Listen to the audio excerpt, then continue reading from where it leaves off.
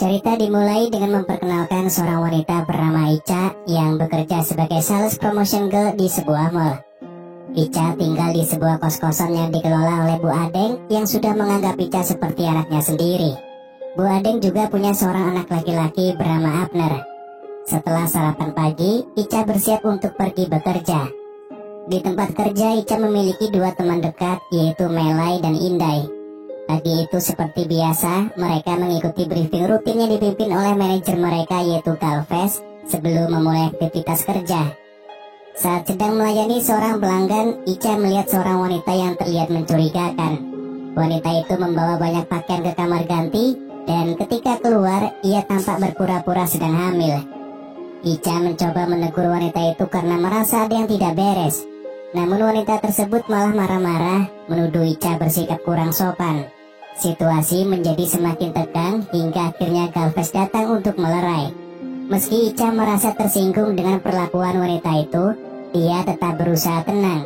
Namun saat wanita tersebut terus memprovokasi, Ica dengan dukungan Galvez akhirnya membongkar pakaian yang dipakai wanita itu. Terbukti wanita itu mencuri beberapa pakaian yang disembunyikan di balik bajunya. Setelah kejadian sebelumnya, semua orang kembali fokus pada pekerjaan mereka di pusat perbelanjaan.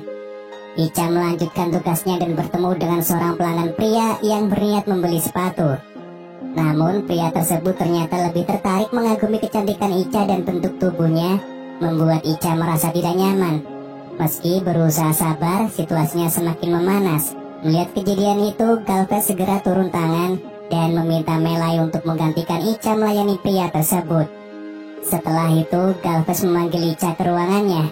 Di sana Galvez menasihati Ica agar selalu mengutamakan kepuasan pelanggan dengan mengingatkan prinsip bahwa pelanggan adalah raja.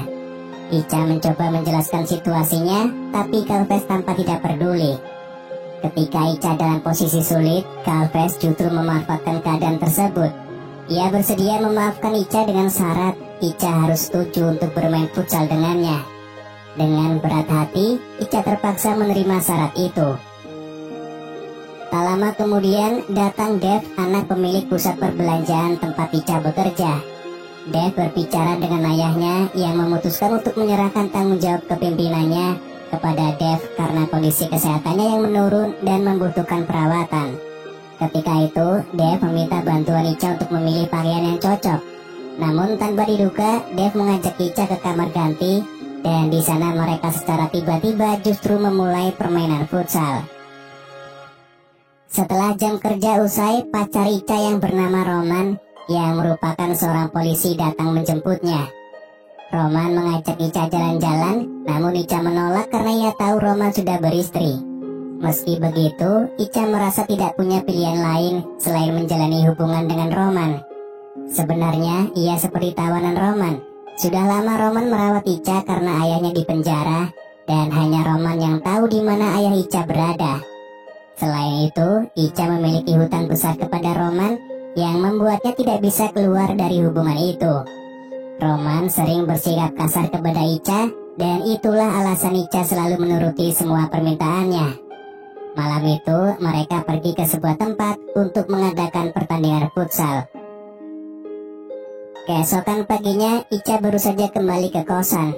Bu Adeng, pemilik kosan yang juga sudah menganggap Ica seperti anak sendiri, memberinya peringatan. Ia meminta Ica untuk tidak pulang terlalu larut karena merasa malu terhadap tetangga. Setelah memberi peringatan, Bu Adeng berangkat mengajar, sementara Abner anaknya pergi ke sekolah. Namun sebelum sampai di sekolah, Abner mendapat kabar bahwa guru mereka tidak masuk. Abner pun memutuskan untuk pulang. Saat tiba di rumah, ia melihat Ica sedang tidur. Tak lama, Ica terbangun karena mendapat telepon dari Roman yang menyuruhnya segera mengemas barang-barang dan bersiap pergi dari kosan tersebut. Sebelum pergi, Ica masuk ke kamar mandi untuk membersihkan diri. Di sana tanpa sengaja ia melihat Abner sedang melakukan sesuatu yang tidak terduga, yaitu senam 5 jari. Melihat itu, Ica tertawa kecil dan memaklumi perbuatan Abner, mengingat usianya yang masih remaja. Rupanya, Abner sangat terobsesi dengan Ica. Ica kemudian memberikan beberapa tips kepada Abner tentang cara bermain futsal yang baik dan benar. Namun di tengah momen itu, Bu Adeng tiba-tiba pulang ke rumah. Permainan mereka pun terpaksa dihentikan agar Bu Adeng tidak mengetahui apa yang sedang terjadi. Setelah itu, Ica segera mengemasi barang-barangnya dan berpamitan kepada Bu Adeng. Dengan perasaan yang berat, ia mengatakan bahwa dirinya harus pergi dan tidak akan kembali lagi. Kepergian ini terasa menyakitkan bagi Ica karena Bu Adeng sudah ia anggap seperti ibunya sendiri. Sementara itu di tempat lain, Indai terlihat sedang berbicara dengan Galvez. Ia meminta maaf karena belum bisa melunasi hutangnya. Sebagai gantinya, Indai mencoba menawarkan permainan futsal kepada Galvez sebagai solusi. Saat waktu pulang tiba, Roman datang mencari Ica dan bertanya kepada Melai. Melai menjelaskan bahwa hari itu Ica sedang libur dan tidak masuk kerja.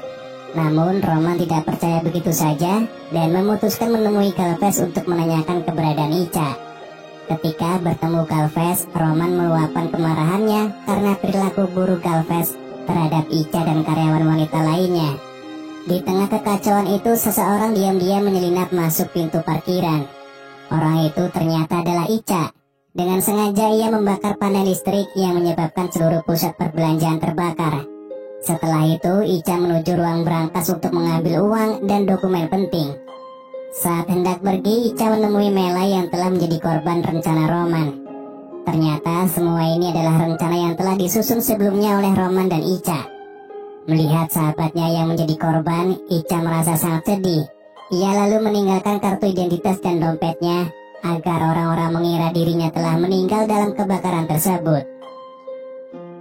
Cerita kemudian beralih ke masa lalu ketika Ica pertama kali bertemu Roman. Roman mengajaknya tinggal di rumah bersama istrinya bernama Monica. Dari situlah penderitaan Ica dimulai. Monica tidak suka dengan keberadaan Ica, dan ketika Roman tidak ada, Monica sering memperlakukan Ica dengan kasar seperti seorang pembantu. Meski Roman kadang membela Ica, ia tidak sepenuhnya melindunginya dari perlakuan Monica. Roman juga sering mengajak Ica bermain futsal secara diam-diam dan memintanya merahasiakan kegiatan tersebut. Suatu hari, Monica memergoki Roman dan Ica sedang bermain futsal. Dengan penuh amarah, Monica langsung mengusir Ica dari rumah mereka.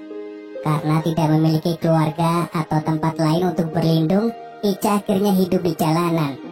Roman kemudian menemukan dan membawa Ica ke sebuah tempat perlindungan rahasia yang dikelola polisi, tempat mereka menyembunyikan saksi atau korban kejahatan yang nyawanya dalam bahaya.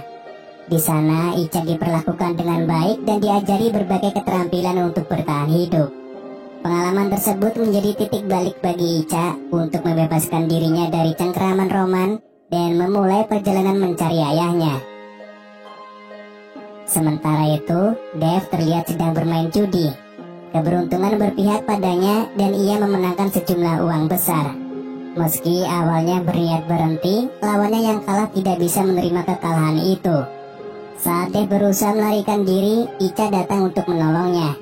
Sebagai bentuk terima kasih, Dave memberinya pekerjaan di pusat perbelanjaan milik keluarganya. Selama 3 tahun, tidak ada yang tahu bahwa Ica dan Dave sebenarnya saling mengenal. Ica ditugaskan menjadi mata-mata di pusat perbelanjaan itu sebagai bagian dari rencana besar. Ia bahkan menjalin hubungan dengan Dave untuk melancarkan misinya. Hubungannya dengan Roman pun ternyata hanya bagian dari strategi yang telah direncanakan dengan sangat matang. Keributan Ica dengan pelanggan ternyata bukan insiden spontan. Semua itu adalah bagian dari rencananya untuk mencari tahu lokasi berkas audit dan tempat penyimpanan berangkas. Rencana pembakaran pusat pembelanjaan pun sudah dirancang sejak awal oleh Dave dengan tujuan mendapatkan uang asuransi untuk menyelamatkan dirinya dari kebangkrutan. Setelah rencana mereka berhasil, Ica dan Dave bertemu di lokasi tertentu untuk merayakan keberhasilan mereka. Namun mereka sepakat untuk berpisah dan memastikan rahasia rencana ini tetap aman. Sebagai bentuk penghargaan, Dave memberikan sejumlah uang besar kepada Ica. Sebelum berpisah, mereka memutuskan untuk mengakhiri pertemuan tersebut dengan bermain futsal sebagai simbol perpisahan.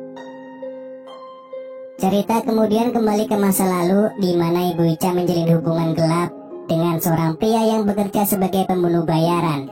Ica dan ibunya sering diminta untuk membereskan sisa-sisa pekerjaan dari pria itu. Hingga suatu malam, pria tersebut mencoba mengajak Ica bermain futsal. Namun tiba-tiba ayahnya datang untuk menyelamatkan Ica dan perkelahian sengit pun terjadi di antara mereka. Di tengah kekacauan itu tanpa sengaja, ibu Ica terkena dampak pertikaian tersebut hingga ia kehilangan nyawanya. Dengan rasa marah dan ketakutan, Ica akhirnya menyingkirkan pria tersebut. Melihat situasi ini, ayahnya yang ingin melindungi anaknya mengaku bahwa dialah yang bertanggung jawab atas kematian pria tersebut. Akibat pengakuannya, ayah Ica ditangkap oleh seorang polisi bernama Roman. Roman yang melihat bahwa Ica kini tidak memiliki keluarga lagi, memanfaatkan keadaan tersebut untuk menjebaknya. Inilah awal pertemuan Ica dengan Roman yang menjadi awal dari penderitaan yang harus ia jalani selama ini.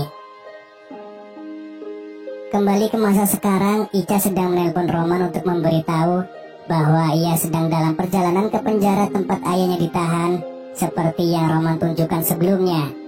Ica juga memberitahu bahwa ia telah melunasi semua hutangnya kepada Roman, sehingga keduanya sudah tidak memiliki kewajiban satu sama lain. Sesampainya di penjara, Ica segera mencari informasi tentang keberadaan ayahnya, namun ia menerima kabar buruk bahwa ayahnya telah meninggal dunia karena terinfeksi virus. Mendengar kabar itu, Ica merasa sangat sedih karena ia tidak sempat bertemu dengan ayahnya sebelum meninggal. Waktu berlalu dan Ica kemudian bertemu dengan dua pria yang sedang membawa jenazah. Ternyata jenazah itu adalah jenazahnya Roman. Ica sengaja mengirim orang untuk menghilangkan Roman sebagai pembalasan atas semua penderitaan yang telah ia alami selama ini. Lalu film pun selesai.